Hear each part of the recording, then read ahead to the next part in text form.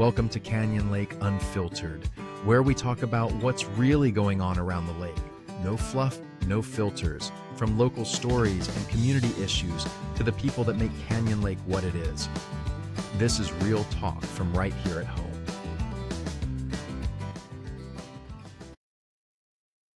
Welcome back to Canyon Lake Unfiltered, where we have real conversations with people who live, work, and shape our community right here in Canyon Lake, Texas.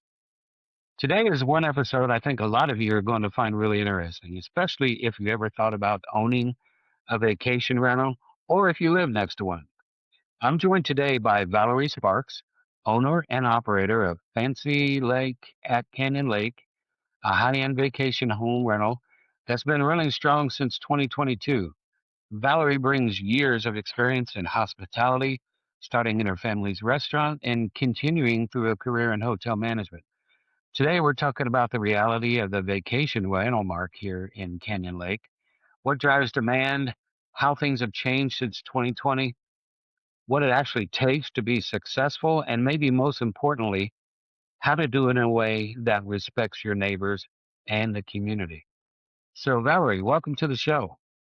Thank you, Jeff. I appreciate you having me on. Well, thank you for agreeing. I'm really excited about having you here because vacation rentals are a big thing here in Canyon Lake. So why don't we start here? How did you end up in Canyon Lake? I felt like Canyon Lake would be a great place to raise our boys. We have two young boys, and it had a very welcoming and large homeschooling community, and that was also important to us. Ah, okay. Yeah. I've got a couple of neighbors that do homeschooling as well. What got you into the hospitality in the first place? My parents actually, at 15, when I was in high school, they opened up a Ponderosa Steakhouse, which would be like maybe a Sizzler or Bonanza if you've never heard of Oh, Ponderosa. You heard of Ponderosa? yeah. I grew up in Ohio, so Oh, they had yeah. offices all over Ohio.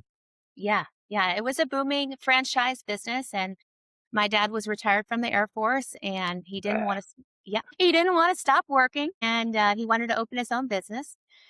So he opened up the Ponderosa, and when you open up a franchise like that, they want to make sure their brand is successful, so they bring in a crew of quality trainers that will follow each new opening. So I was very lucky. Those trainers took me under their wing. They knew that I was the owner's daughter, and they knew that I would play a big role as much as I could while being in school, especially during the summer. And they had me read every training manual. I mean, I think I memorized every single thing that was written down about how to run a successful restaurant. And I got really excited about it. I absolutely loved working at that restaurant. It was probably the first time in my life that anything had ever driven me so much and gotten me so excited to show up every day.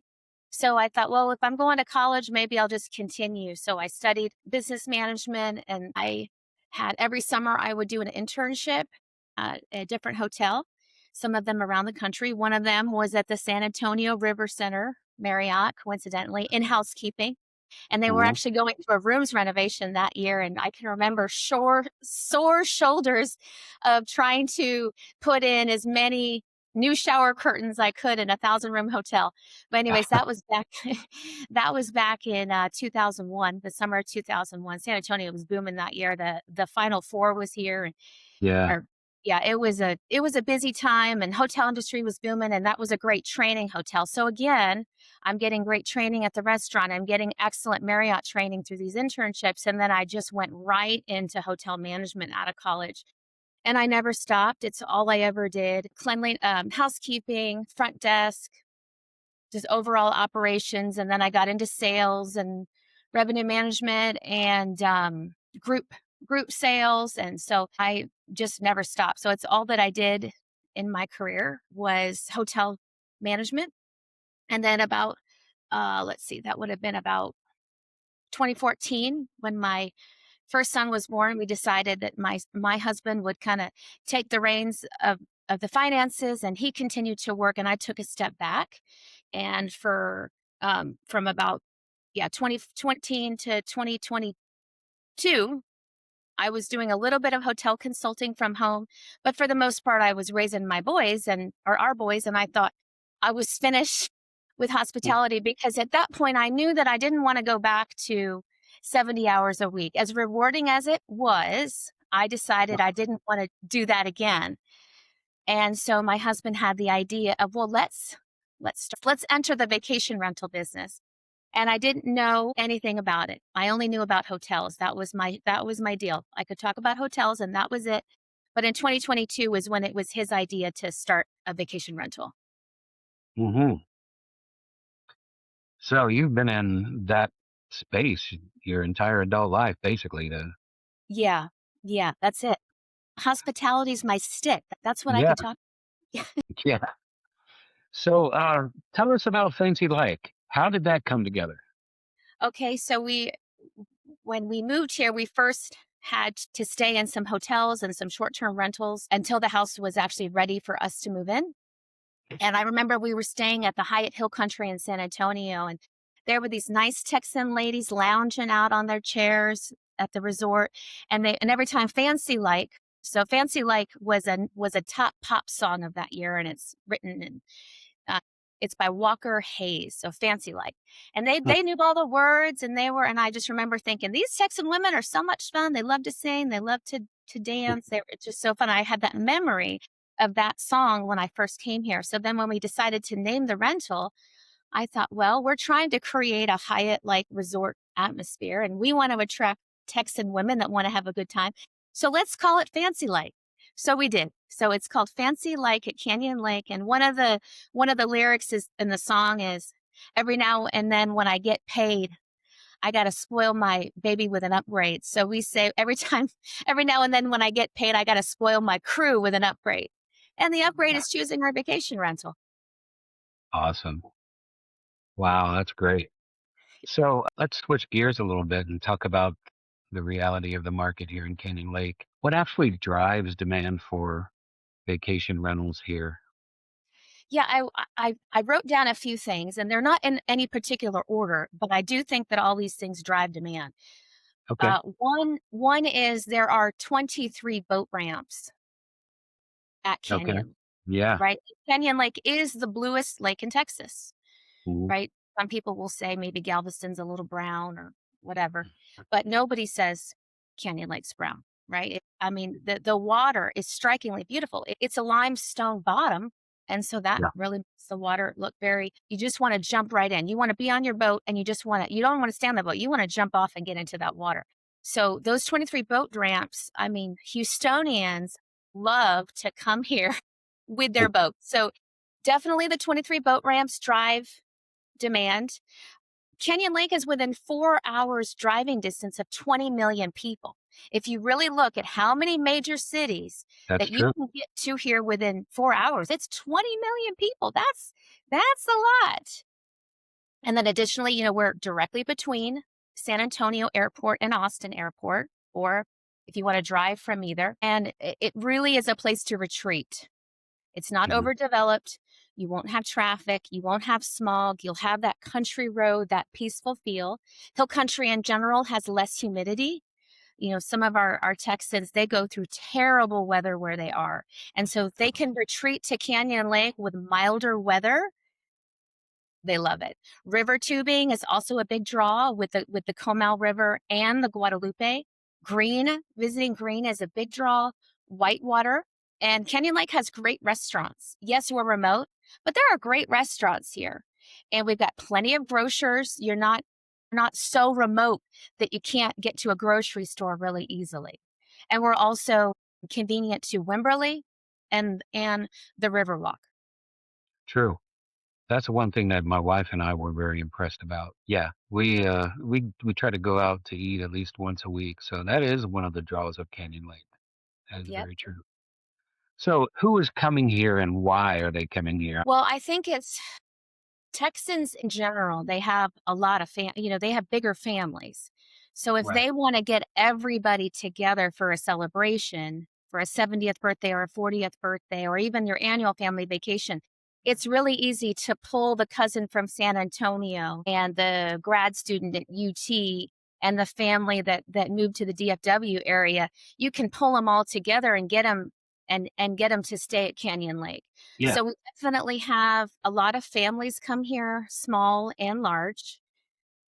And then if you're going to a whitewater concert, that certainly is a big draw. And then green has really exploded in Oh yeah. popularity. I mean, Yeah. and so we get the overflow. There are stricter short-term rental regulations in New Braunfels that Canyon Lake doesn't have. So there is it's much easier as far as regulations go to open up a rental in Canyon Lake than it is in New Braunfels because of the city regulations. So we do get that business coming, people coming to Green, and they're going to stay in Canyon Lake. Yeah, that's another attraction. It is green. We love to go into green as well. The grist mill. That's That's one of the right. nice places. I think they can seat up to 800 people, my understanding, and it's Oh always yeah. in there. So how has the market changed in Canyon Lake from 2020 to today? Yeah, I took some notes on that too. Obviously, what we talked about, the one of the biggest driver are the ramps. Well, we all know that Canyon Lake water levels are down in Right. comparison to 2020, right? So we are currently in year 5 of a drought, and right around 2024 is when even more ramps started to close. Yeah. So today in 2026, there are currently 3 ramps open. Mhm. And so that's a big difference than the 23 that were open in 2020. Right. So if you're asking, what is it when we compare the market today to 2020, it's really imperative that you bring those boat ramps into the picture and the lake level into the picture. Secondly, there are a lot less people working from home today than there were in 2020. So if you're running the numbers of, well, how much money were people making in short-term rentals in 2020? Well, people were working from home, they were bringing their families with them, and the families were staying, or the kids had virtual schooling because of COVID, Right. that kind of thing. So it kind of skewed the data a little bit for 2020 as far as how were short-term rentals performing in 2020. And then you get into 2020 and 2023, and people are feeling more comfortable and gathering, and they need to make up for the fact they haven't seen their cousin Billy in 2 years. So boom, everybody wants to get together again. So now this is skewing the data a little bit for 2022, 2023, because it looks like business is booming, right?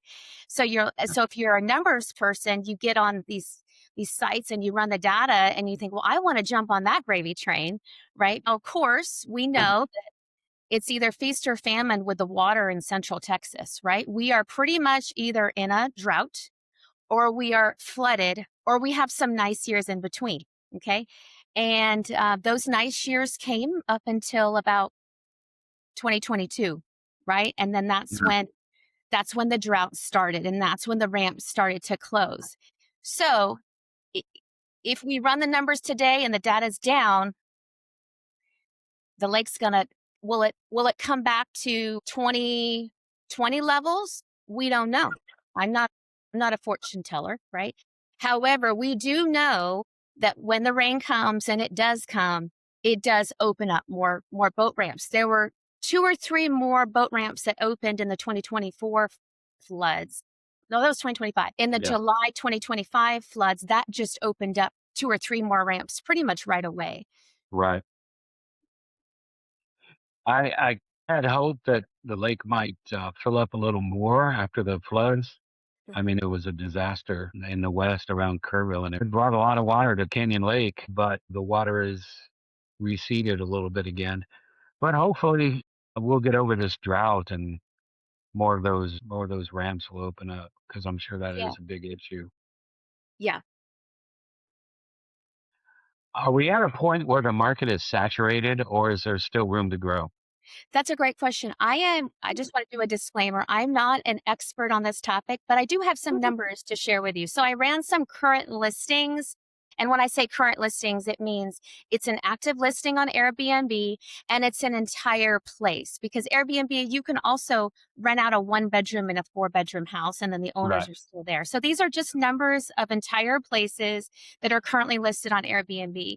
And if you want a 6-bedroom, if you're looking at the data for a 6-bedroom short-term rental in Canyon Lake, and this is specific to 78133 zip code, but there are 28 6-bedrooms, 42 5-bedrooms, 133 4-bedrooms, 338 3-bedrooms. Wow. I know, again, I don't know, but that seems like a lot to me. Okay, so there are 338 3-bedrooms, 162 bedrooms, and 48 1-bedrooms. That does seem like a lot of listings on the market. That is. And Canyon Lake is really not that big. I think the population is around 30,000 people.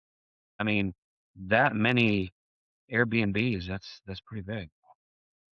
That's a big portion of the market. Mhm.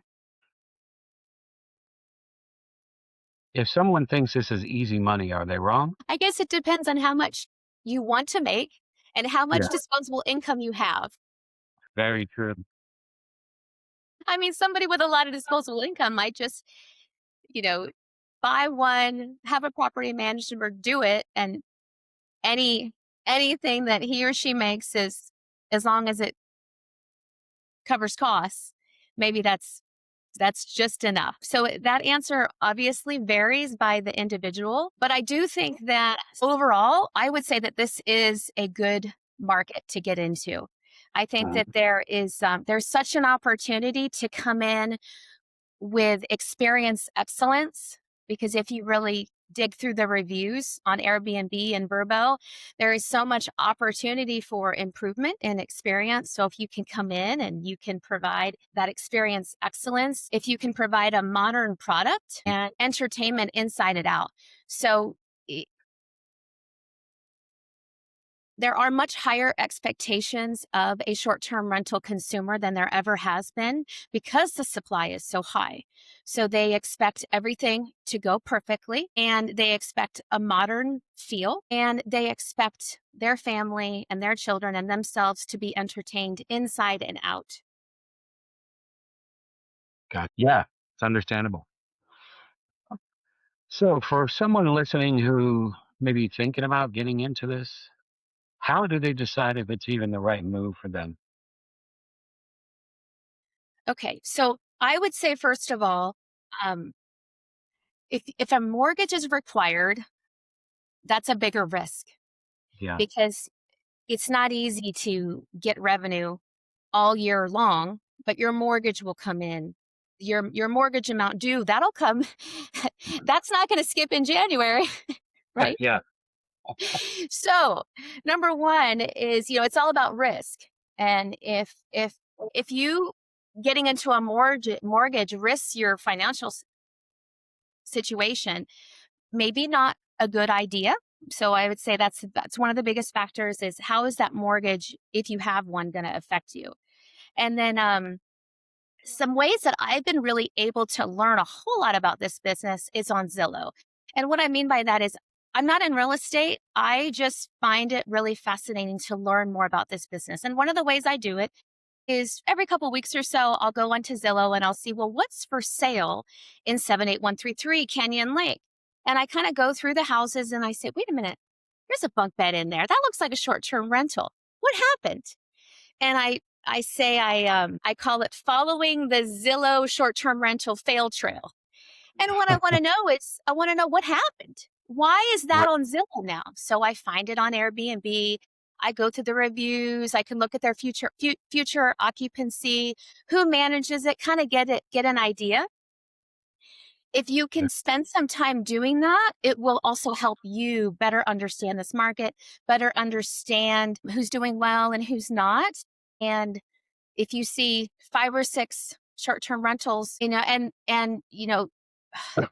realtors aren't necessarily experts in this business, and they like to use words like, income producing, or, great track record of short-term rental income. Okay, so when was that data ran? Right, kind of what we talked about. So you have to be careful with kind of the buzzwords that realtors use, and you got to kind of go in and do your own due diligence of why is that property on the market, right? Are they just Mhm. wanting to get out because they're retired and it was successful, or is there another reason? So it's really important to dig into why something is on the market. And there is a very steep learning curve if you want to self-manage. I mean, think about myself. I came from hotel revenue management. I mean, that's what I did.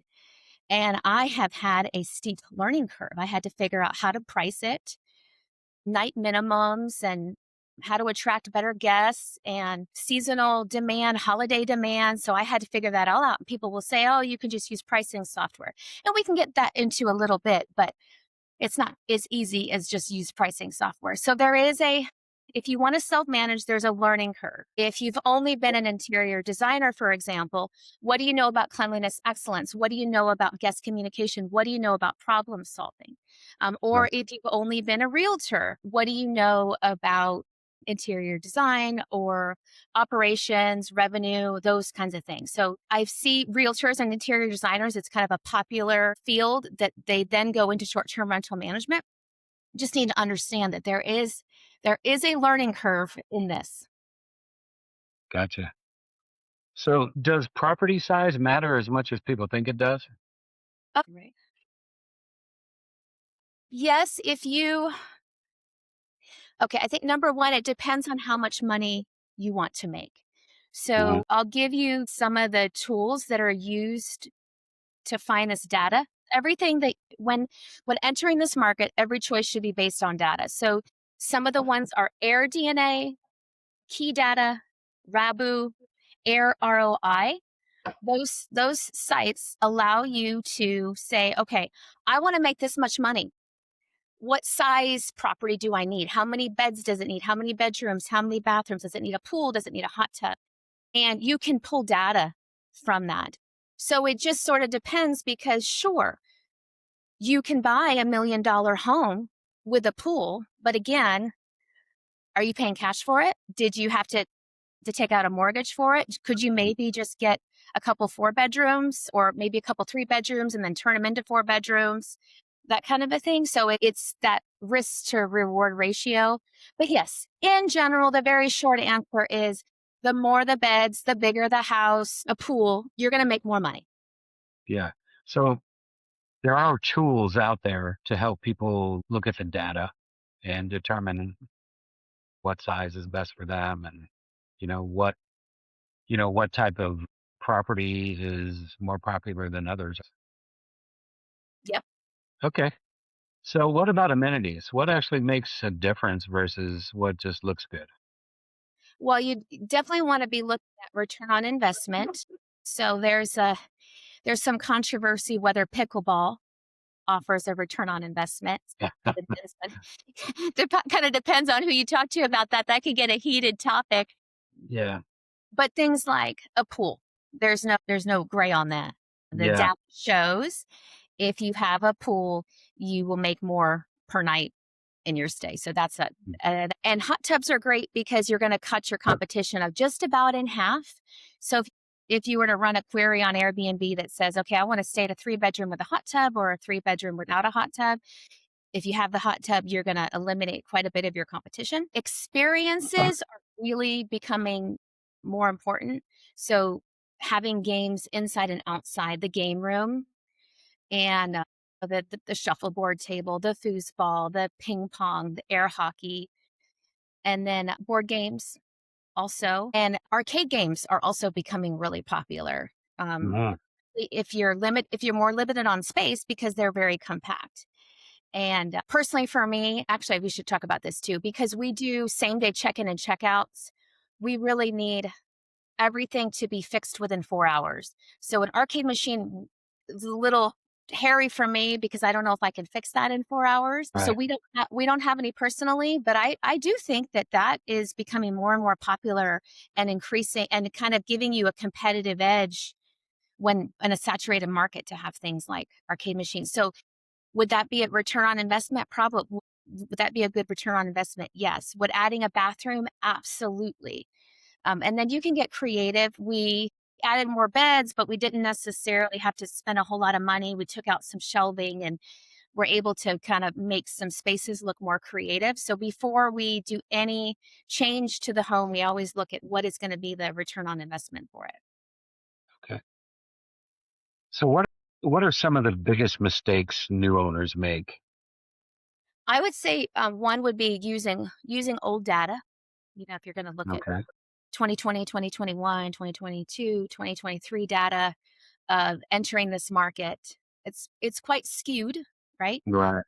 And then taking on that big risk of your mortgage that you may or may not be able to pay. And then relying on pricing tools, these one is called Price Labs. And essentially, it will just kind of auto populate your night minimums. And when I say night minimum, the number of nights you're requiring a person to stay on a given day. Mhm. And it will auto populate rates, nightly rates and night minimums for you. And I would say if you want to use that, that's fine, especially if you're brand new to anything like that. But you also need to be doing kind of your own competitive analysis and then tracking, were you too low, were you too high, and kind of doing your own tracking if you're going to be using those pricing tools. Gotcha. So if you were starting from scratch today, would you still enter the Canyon Lake market? Yeah, absolutely. It's funny because I almost think that because Central Texas is such a volatile market with the weather and that the lake will always remain at an inconsistent level, that Mhm. is going to scare away some big investors, right? Because if they have a client that has $600,000, $1 million, and the client says, "I don't want to think about it. Tell me where to buy. I'll have somebody else manage it. I just need you to figure out where you're going to make me money, and I trust you because your reviews say that you make everybody money consistently." Well, a big investor may be hesitant at Canyon Lake because that up and down lake level. And from a few years to the next, we don't know necessarily how many ramps are going to be open. So I actually see that as a really cool opportunity for long-term success. Because like I Mm. said, so we have a 6 bedroom, for example. And what did I say? I think I said there were 30 something short term or 30 something. Oh yeah, there were 28. So Mhm. 28 6 bedroom short term rentals in Canyon Lake. Now, if that lake had always had 23 ramps open, I guarantee you there'd be a lot more 6 bedroom Yeah. rentals, right? Right. But it's risky, so it might make those big guys a little bit more hesitant to go into the market. Also, and we'll talk a little bit about this too, but just to say it right now, is that because we're not a city, we don't have all the city regulations, and there is a lot of unrestricted property where you can buy without and start a short-term rental business without some of the regulations that other cities have. Right. Yeah, that's one advantage to not being in a city, but there are also some disadvantages that I'm sure we're going to talk about in a Mhm. little bit. But in some of the information you sent me, you said you believe the number one priority isn't profit, it's being a good neighbor. Now, that's not what most people expect to hear. So, why do you believe that? Yeah, one of the things about Canyon Lake is because it's not a city, it doesn't have a whole lot of zoning regulations. So there are a Yeah. lot of places where houses are very close to each other, even on the water. I mean, we Yeah. are not a waterfront property, but a lot of those $1 million waterfront homes are right next to the other one. I mean, Yeah. hear your neighbor brushing your teeth for $1 million Yeah. at Canyon Lake, right? So because of that, we as short-term rental owners and hosts need to be good neighbors and we need to be respectful. And we certainly don't have space on our side when it comes to proximity of neighbors. So, first and foremost, we want to be good stewards to our neighbors and we want them to be happy that they are living next to a short term rental, not wanting to call you all the time and feeling like they can't watch the Astros game on their porch in peace, right? Right. We are to be stewards of our community and not create parking nuisances, not create trash nuisances, and most importantly, we are to not create noise nuisances. And Airbnb and Vrbo feel the same way. So they make it very easy. If the owner next to you isn't being respectful, please let us know. And there's consequences that I don't care how beautiful your place is and how much you put into it and how much occupancy you can get. There are consequences to upset neighbors. Right. So what does a bad short-term rental owner look like in a community like Canyon Lake? Well, putting profit first for sure, Mhm. and not knowing who they are. It's a good idea to know who is within earshot of where your outdoor entertainment space is. Right. And just as an example, about every couple of weeks, we receive a message on Airbnb or Vrbo, and it says, "I would like to host my wedding at your place." And we say, "Absolutely, we do host weddings, but you can't bring in your own speakers, and you need to turn your music down at 10 o'clock." And 9 times out of 10, I don't get a response back. So we are losing money on that, but we are in a residential area. Yes, when you're in Right. the pool and you're in the backyard, it's completely secluded. It's totally private, but loud music travels really far. Yeah. And I don't know if it's a new thing because I'm kind of new to Texas, but some communities, they can't have a good time without loudspeakers. It's like it's required. If you go to Comal Park, I mean, there's speakers everywhere. And so it seems to be part of hosting, part of gathering, part of celebrating are these speakers. Well, guess what? Your neighbor doesn't want that speaker. So Yeah. you have to turn away the business and make sure you're screening for that business before upsetting a neighbor. Understand. What did you have to learn the hard way when it comes to neighbor relationships? Yeah. So in the beginning, we would say you have to turn your music down at 9 o'clock. We thought that would be fine. And then one time we had an engagement celebration, and guests brought in a DJ at 6 o'clock. So our neighbors who know that we care and Mhm. who know that we respect them, this was a couple years ago. One of the guys started sending us text messages with every song that was being played. So he would send one that said, "Don't go chasing waterfalls." So my husband and I said, "We got to go over there. We got to go see what's going on." So we drove into the back in the street where our neighbors are. Oh man, it was so loud. It was 7 o'clock, but it was too loud. So we then from then on out. So we said to the neighbors, we said, "We apologize. We're going to implement a new rule. No more speakers, period." And we have our own surround sound. So there's in-ceiling, indoor, and outdoor surround sound that we can control the max volume of. And we have a minute, MINUT, noise decibel monitor. So we know the sound going on constantly. But that was a learning curve. They didn't like hearing every song to that party, but they don't have to worry about that anymore. Yeah, I can understand that would be annoying. So, what happens when owners ignore that neighbor relationship side of the business?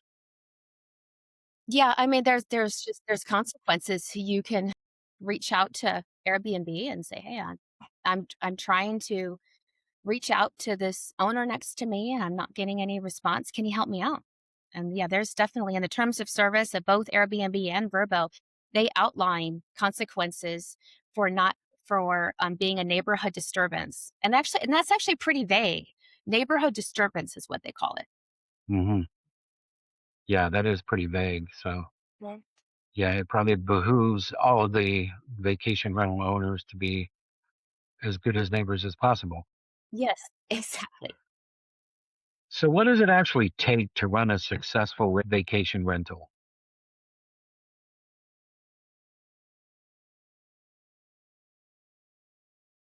When I was with Marriott International with management, there was a triangle that they would say.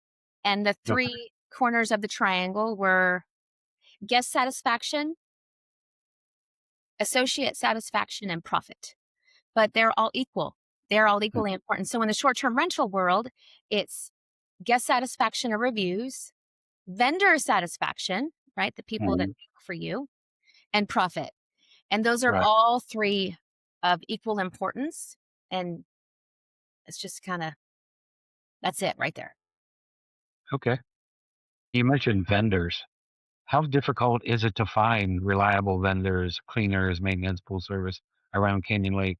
Yeah, so I always every time I've had a team for a while now, but previously when I would have new teams start, I would always tell them, I would say, um, I'm sorry in advance, and I am going to be empathetic, but I have a Marriott housekeeping background. So yeah, there's that. You've got high standards. Yeah, we've had 290 stays, and we've only gotten a 5-star review, and it's just Mm, because of Marriott. So yeah. my standards are different. Okay, but they seem to work, so we get great reviews. It is very difficult in Canyon Lake to find cleaners that are going to clean with that sort of qualities. Yeah, with that with that sort of expectations, it's going to be hard to find that in Canyon Lake. I have talked to owners that they have trained their cleaners. I have this feeling that in some of the bigger cities where there's hotels, I bet you some of the hotel cleaners also clean short-term rentals, and they're already Mhm. getting the training from the Hiltons and the Hyatts, right? Well, Yeah, I don't know who is training the cleaners here, but a hotel level clean or a short-term rental level of clean is different than a private residence. true. So it is very hard to find quality cleaners for short-term rentals in Canyon Lake, but you can train them, and I have talked to owners that have trained them, and they're doing great. And it took us a while, but we have a great team now. Yeah, the one thing about Canyon Lake is there's not too many hotels around, so you don't get that advantage of having trained people. There is a good pool though, because we've got lots of hardworking men and women out here and lots of small business owners. So we've got a Mhm. great pool for HVAC, plumbing, electrician, landscaping pool. We've got a great pool of folks to pull from there. So that's Right. not hard. Oh, that's good. Mhm. So what separates a great vendor from a bad one? Great vendors are reliable. Ideally, a great vendor is on call. So we've had issues with our the heat pump for our heated pool. And again, we do same day turnover. So maybe I'll just kind of just put a little caveat on that. So you can make more money if you allow for same day check-in and checkouts, but then you have a 4-hour window to take care of things. Right. We've always allowed same day check-in and checkouts, and I think that has helped us be so successful and make the revenue that we do. But if you're going to do that, you would have to have somebody on call available that day to take care of HVAC or your heat pump or your hot tub or towel Right. rack fell off if you can't do it yourself. Those kinds of things, you would have to have people that are available that day. And a great vendor is really consistent in quality because sometimes cleaners will start out really great. They're so excited to be with you and they want your business. And then over time, they can start forgetting things or they're thinking about their next clean. They're thinking about their family. We get it. They're tired. But a great cleaner is also really consistent in quality. So what's something behind the scenes that most people never think about that you have to do as a vacation rental owner? Well, I talked a little bit about it, but I'll go into greater detail. Being able to fix anything and everything at the checkout. And you'd be surprised how many towel racks were, maybe they just put the towel on a little bit too harsh and that towel rack is now hanging, or the Yeah. towel rack is hanging, or the refrigerator doorknob's hanging, or the grill's hanging, or the toilet is stopped up, or the toilet is running. So there is an incredible amount of things that the guests don't tell you about that you see when you walk in the door. So Right. you need to have a really, really good team that's available right then to really maximize the revenue so you can get it turned and ready for the next check-in that day. Yeah, and especially with you having same day check out and check in, you've only got that time period. What is it, 4 hours? Where, like you said, you have to have people on call. You have to have all of your vendors doing their job between noon and 4, whatever it is. Mhm. So I'm sure that's challenging. Yes. So, speaking of management, should owners manage their own property or should they hire a property management company? Yeah, I mean, probably it's a great question. There's certainly no black and white there. We live nearby and I have the background. So it Yeah. doesn't make sense for us to have somebody manage them because we don't want to give that percentage away. And this is a major source of income for our family. So in Yeah. our case, it doesn't make any sense for us to use a property management company. So some folks that are remote, they either they can't manage it because they're remote or they don't have the skill set they feel like. They like Right. the idea that they have done the research and they think that a rental can make money, and they want to invest into the business because they believe in it, but they're just not capable maybe because of their skill set. When you are deciding on which property management company to use, it's really important that you look through their reviews and go to specific listings that they manage because sometimes property management companies will have their own website and they'll kind of aggregate their listings. And I don't know if maybe any of those reviews are filtered, but if you go straight to the Airbnb listing or the Verbo listing of that property management company listings, you would be able to directly see their reviews. And then there's the opportunity cost of your own time, right? So if you feel like your time could be better spent on a more profitable business and you just want to give the cut to the property management company because you're going to use your skill set to make more money doing something else, then yes, it makes sense. You just need to really scrutinize the property management company that you're interested in and really dig through the reviews and dig through how they're responding to reviews as well. Right. So it sounds like you're in it full time, basically. I mean, this is what you do full time. Right. So it makes sense. And plus, because of your hospitality background, it just makes sense for you to manage your own property.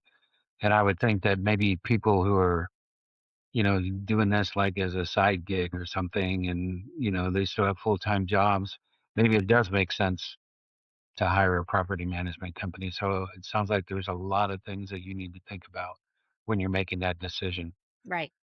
But what are the real pros and cons of both, of owning or hiring a property management company? Well, I mean, if you're doing it all yourself, you're in total control. It just like for example, clean linens are really important to me. We have 12 white beds, and it's really important to me that I know that every sheet that goes on there is white and stain free.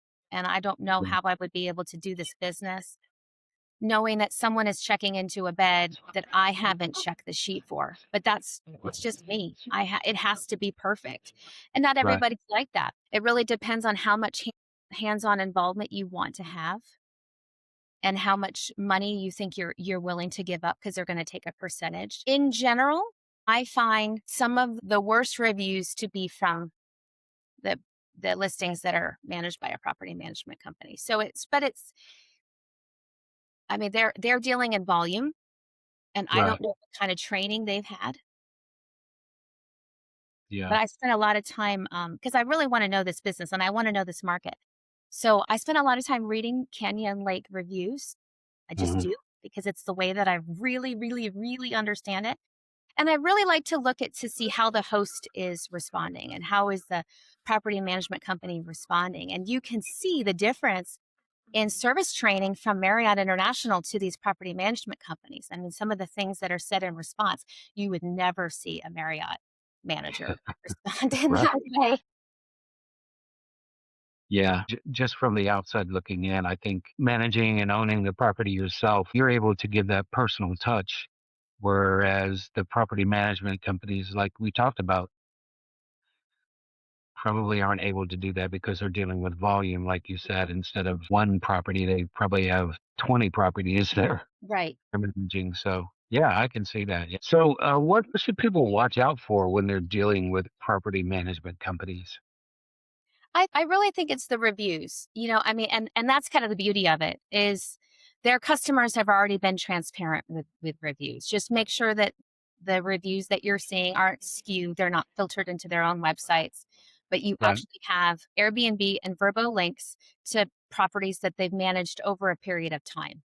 I mean, that Hmm. would be the biggest indicator of how they're going to what kind of experience they're going to provide. And then you can ask to see the financials of how their short-term rentals are performing, the profit versus cost, right? Or revenue versus cost. So they should be able to provide the profit that those listings are making. So this is a very data-driven choice. Right. So, at what point does it make sense to stop self-managing if you feel like you want to look at a property manager? I mean, I don't know. For us, we hope to give the bit, we hope to pass the business on down to our boys. So that would just be a personal choice. Yeah. I have no interest in doing that. It sounds like you're in it for the long haul. Yes, because I enjoy it. Yes. Yeah. Now, how involved is your husband with it? Just out of Yes. curiosity. He's the brainchild behind the whole thing. He found the house. He he had the whole idea for the business. So if it weren't for him, we wouldn't be doing it at all. He doesn't have a hospitality background. He doesn't have the passion. He's not skipping to a checkout like I am, and that's okay. We're different. We're different. So I think he is surprised at how much work is involved. I think he loves having the business. I do. But hospitality is not necessarily his jam, so they Okay. say where it is with it. So, another thing that we talked about earlier was Canyon Lake doesn't have a tourism board like Fredericksburg or New Braunfels or other tourist cities. How does that impact the market here? Yeah, I mean, I think it's kind of first important to understand that Canyon Lake is unincorporated. It's a CDP, right? Or a census documented place. So as such, it doesn't have a city council. Our police force is the Como County Sheriff Office. We don't have a Canyon Lake Police Department, right? We don't have a Canyon Lake City Council. So Right. there is a lot of good in that. I'll give you an example. Recently in Birmingham, Michigan, I think this was last week, there was a shooting at an Airbnb, and the city Oh, wow. council put an immediate moratorium on short-term rentals in Birmingham, Alabama. And I want to Wow. say it was 30 days, and then maybe they'll decide more later. But if somebody were to say to my husband and me, your listing is shut down for 30 days, that would significantly impact our family. And Right.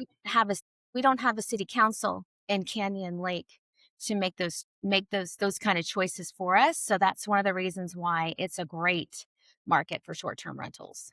Hmm. So, with the lack of a tourism board, does that help or hurt the vacation rental space Yeah, here? so if you are checking into a hotel in Fredericksburg, for example, a portion of your room night, there's going to be a tax that is going to go to it's called Visit Fredericksburg. And it's a Okay. tax, right? There's a Visit Wimberley, there's a Visit Bernie, there's New Braunfels has a tourism bureau, if you will, or organization, and San Antonio and Austin. They all have tax funded organizations where they have people working, employees that are out there drumming up large events to be hosted in those areas. They have marketing. They're going to conferences to drive more tourists, to get more exposure about Fredericksburg and about Wimberley, right? So there are boots on the ground and tax dollars being spent in those areas to draw more events and more tourists to those areas. Canyon Lake doesn't Hmm. have anything like that at all. And we don't even have any events. We don't I mean, we have overflow of some events that will happen in Green and New Braunfels, but we don't Yeah. have any events that will come to this area and guarantee that 60% of the short-term rentals would be filled up. And that's probably one of the reasons why there aren't hotels in Canyon Lake, because as an investor, are the numbers there for you to build a hotel if you're not bringing in events and festivals and there's no money being put into the tourism? Does it make sense? Just recently, the Holiday Inn Club Vacations, which was a huge kind of timeshare type place, on the north side of Canyon Lake, that actually shut down. And I mean, I don't know the reason behind it, but one can only assume it was because of demand. Is part of it because we don't have anyone out there promoting Canyon Lake as a tourist destination, but we don't. There is nobody out there, there's no billboard in Houston that says, "Come to Canyon Lake for the summer." We don't have anything like that. Yeah. Do you think that Canyon Lake should move towards a more organized tourism strategy? Yeah, I don't know what the answer to that is. I don't know if there have been other unincorporated places that were able to do that without actually incorporating and becoming a city and having a city council and all the things that go along with it. Because I mean, I think the I'm going to not say majority, quite a few Canyon Lake residents moved there because it is unincorporated and it is in a city and there isn't a city council and they enjoy living in a place like that. And that is part of what makes Canyon Lake a special place. But we just don't have anybody driving tourism there. Yeah, that's true. There are some advantages to that. As you said, that gives businesses an advantage here and also as homeowners as well. So yeah, it's kind of like a double-edged sword. You want the area promoted, but you don't want that extra layer of regulation to move it as well. Exactly. Yeah, that's a pretty tough thing to think about. Hmm. Let me ask you a few questions here, just off the cuff. What is the biggest misconception about owning a vacation rental? Probably I'll get somebody else to manage it, and then it'll all just take care of itself. Yeah, And that's where you can follow the Zillow fail trail, and you can quickly see some consistencies on why are these short-term rentals now for sale. You'll start to go, oh wait, I see some consistency here in how yeah, I'm going to start it. Somebody else is going to manage it, and it's not going to be as easy and profitable as you might think. yeah. People would go into it thinking, "Oh, I'm going to make this extra money. I'm going to make all this money," and then when they have property managers they have to pay for and other things like vendors or what, that cuts into the profit and may turn out to be not as profitable as you think it would be. Another one I wrote down, of maybe would be a surprise to somebody that's not true is with the right house rules, all attract a respectful guest. Yeah, It's not always that easy. Enforcing house rules is definitely one of the most difficult parts of the business and one of the most not fun. And you will have a learning curve, like it or not. But yeah, it's just one of those things where it just kind of goes with the territory and you do learn how to do better. yeah. In the neighborhood that I live in, there's a couple houses that are rented out as vacation homes, and there are times when when they're occupied because the music's loud at night. There's a little disruption. There's one that's actually behind us. We can always tell when it's rented out because on the weekends they'll be playing their music loud and they'll be out around the fire screaming and hollering. Mhm. So Yeah. yeah, I mean it's And now there's a new trend of outdoor movie theaters, and I just cringe. oh, yeah. I think, oh no, no, please, only if there's nobody around. I didn't think about that. That would be a challenge as a vacation home Yeah. owner. So what is one thing that guests do that drives owners crazy? I had to ask guests eventually to stop stripping the beds because I need to see the stains so I can spot treat them because my white beds must stay perfect. So I finally had to ask guests to stop stripping the beds, leaving trash out instead of just putting it in the trash cans, playing loud music into the night, which we've talked quite a bit about. Yeah. And then, they say that one of the quickest things you learn when you become a small business owner is that your customers don't like to read. And definitely have found that out to be true because we send house rules and we send check-in instructions and that kind of a thing, and you still get questions. I've tracked the questions and then just really reinforce those before check-in so they don't have to bother their experience with asking questions. But yeah, typically a lot of the questions that guests asked during their experience were probably already written out somewhere, the answers. Hmm. So, what is one thing owners do that drives neighbors crazy?